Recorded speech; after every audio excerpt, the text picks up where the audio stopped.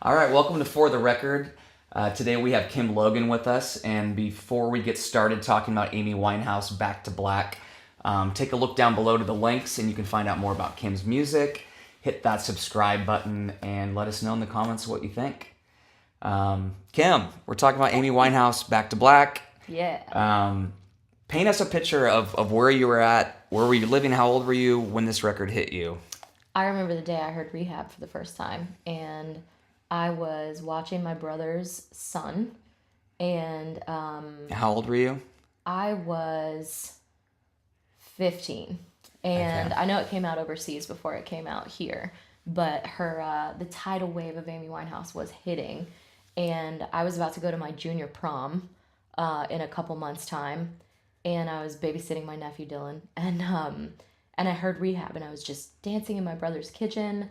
And by the end of the night, my nephew was like, "Why do you keep playing this song over and over again?" And I was like, "Cause I've never heard anything like So it." how were you playing it at that point? Like, did you hear it on Through the a radio? desktop Or? computer. I Okay. found it. I think I had a music MySpace. I think I was just Okay. doing whatever 2006, Right. 2007 was doing. Yeah. And I just remember playing it from his desktop computer. Like I was checking my MySpace or something, and I Yeah. found it. So And were I you was already just playing knocked music at over. this point, or? I was singing. I wasn't. Okay. I was playing acoustic guitar and trying to figure out a way to accompany myself, but I didn't really write my first songs until my senior year of high school, and this was my junior year. Okay. So I was definitely singing, and I was definitely understanding that it wasn't just opera and whatever else I had been doing that I wanted to do with my life. I knew that I was going to write songs and sing them, but I didn't know how to do that. And did at this all. record kind of help? It was the thing that Okay. that showed me from a young, intelligent, rebellious, troubled female voice that I could say the same things. I could say, if I had a different truth, I could say it. And Amy, you know, can I swear she didn't give a fuck? And she was just, she was purely herself.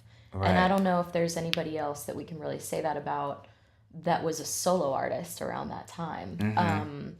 And she just resounded with me. I painted my cat eyes for the first time, and I got into girl groups, and I got into jazz, and I hung on her every word. I was gonna say, yeah, because that record combined so many different threads of music. So But many. obviously, you talking about coming from an opera world and stuff. Like, were you already listening to?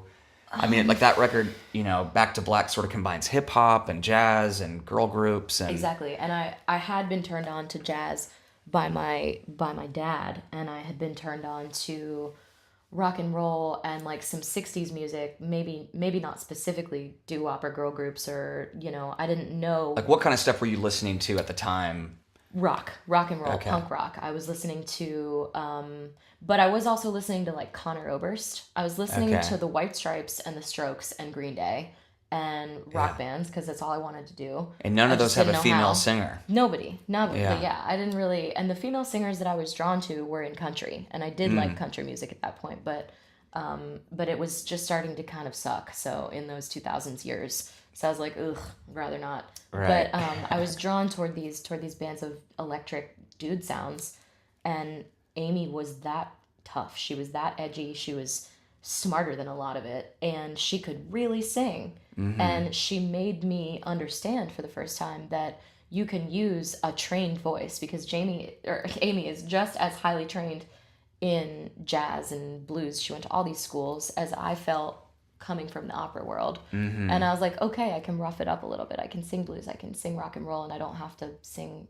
arias and art songs for the rest So of my you life. started writing, you said like the next year. Yeah, And were within you putting probably together 6 bands months. and stuff, or were you recording at home? And or it's like, awesome that they're still my band. The boys, the rhythm section that I now work with in the Hydromatic was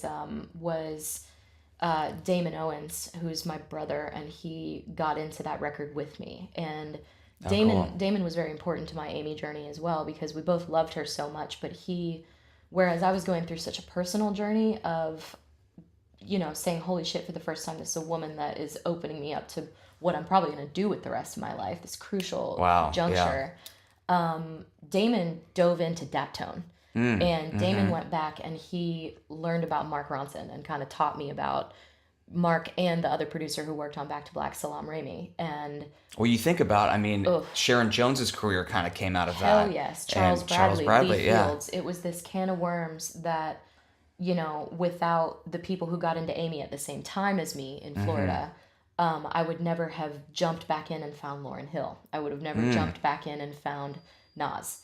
And that those influences of R&B and hip hop haven't shown themselves until 10 years later in my career, but Wow. it all goes back to Amy. And So is this a record that still, as you're I still growing listen to as an it. artist, like you still go back to? And, Absolutely. yeah. And there's some, there's moments. We're always talking about moments. If with producers on a record, you create these moments, and top to bottom, it's full of those moments. Yeah. Whether it's I mean, Mark Ronson gets so much of the credit, but he only produced maybe 2/3 of it? yeah, and then the other third was Salam Remy, and Okay. Salam had done her first record with Right. her, Frank. Right. And there's B-sides, there's stuff that they did that didn't come out until after she died on Lioness, her collection. But she trusted these two men above everyone else.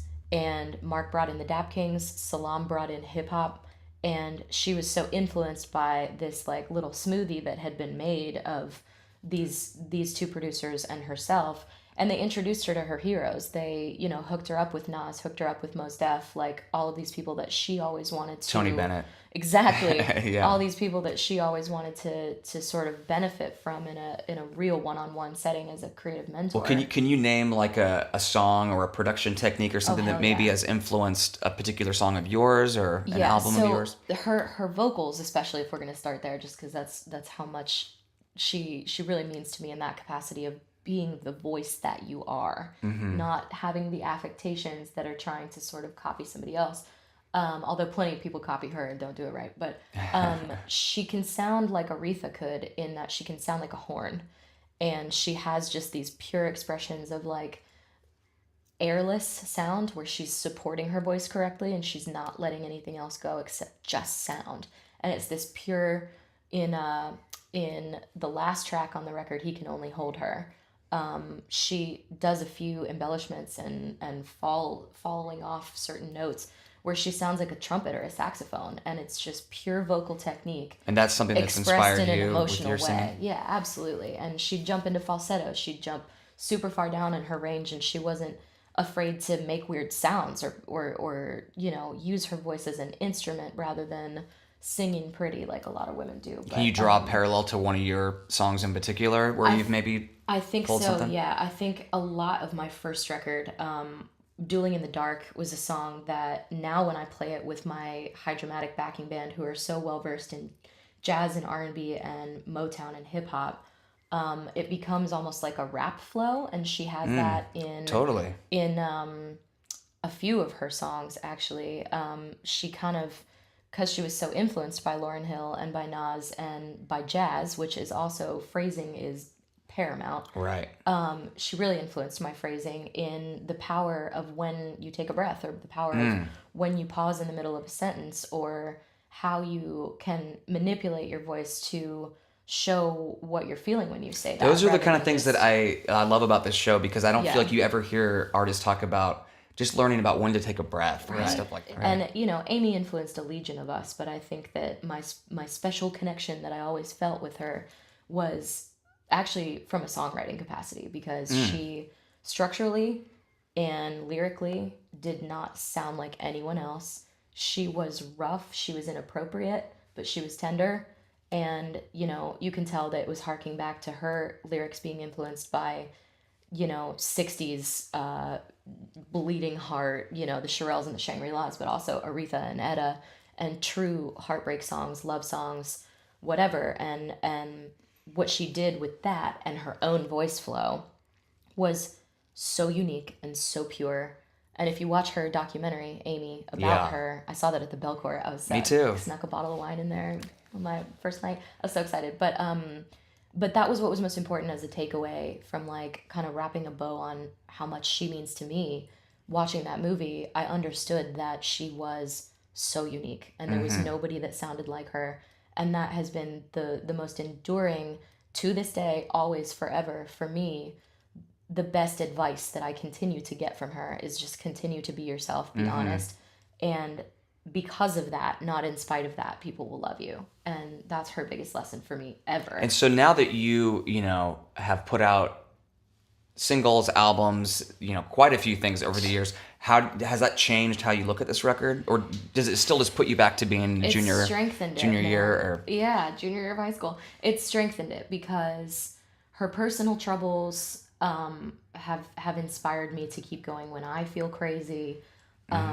You know, she had her highs and her lows, and she also took risks with things like genre. And you know, it's something that I'm dealing with all the time, trying to explain that I'm making rock and roll, and I'm sometimes making country music, and I'm sometimes making soul music, and even R&B and jazz. And Amy turned me on to jazz really in a bigger way than any other artist did right before I went to Berkeley. And it made me want to sing the standards. She was singing the standards and doing something new with them, and that's important too.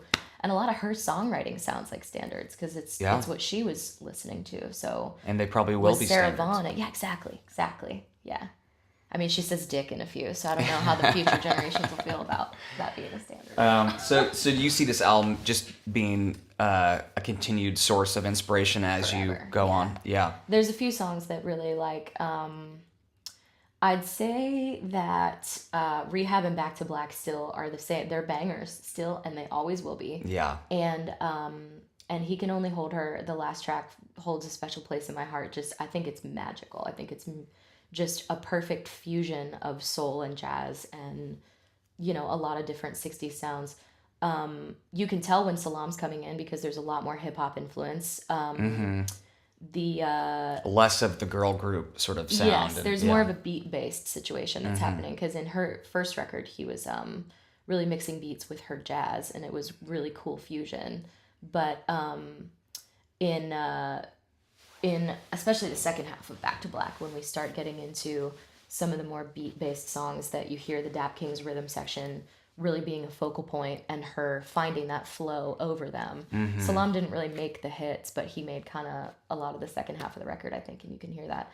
But there are songs like Love is a Losing Game that I find it hard to listen to because I associate so many different layers of memories of the last 10 years with it that I'm just like, if I listen to this, I'm just going to be sad. So I'm just not going to listen to it because today. that record was maybe like a breakup record for you as well. Yeah, Like, or just a lot of things. Like I just have such a personal connection to her and the record that I would, you know, I'd much rather listen to, you know, Back to Black and just be living in that record because that is, as the title track, like it's kind of the still point of the Turning record for me.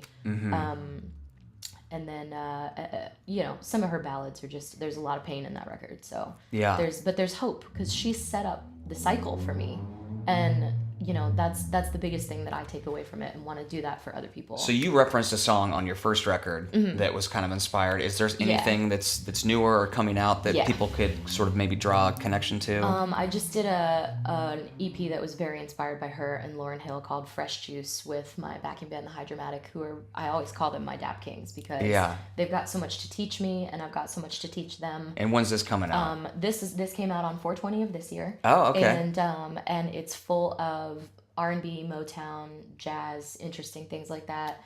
And so this is separate than your singles series. This is Kim Logan and the Hydromatic together, and this is Fresh Juice. And that you can hear Amy in every turn of that. And we actually covered. All right, listeners, check out the Fresh Juice. Yeah, Fresh Juice. We actually covered a song that she put lyrics to from Grover Washington Jr. It's called Mr. Magic, and we covered that on this record. But I feel like she's in everything I do. I have new music, rock and roll music, coming out on Friday. This Friday. It's called Pseudoscience Chapter 3. Tell them what date it is. I'm not sure when this will air. Oh yeah, it's October 20th, and it's called Pseudoscience Chapter 3. It'll be the song's Ladyboy and Hitch Your Wagon, and it is very rock and roll, but I like to think that there's a little bit of her, especially Back to Black, in whatever I do, just because she knocked me over with her influence at just the right time. So, yeah. Forever. Well, I'm so glad we talked about this record. Yeah, this was too. like the perfect thing. Yes, Thanks so much, Kim. Love ya. Thanks for having me.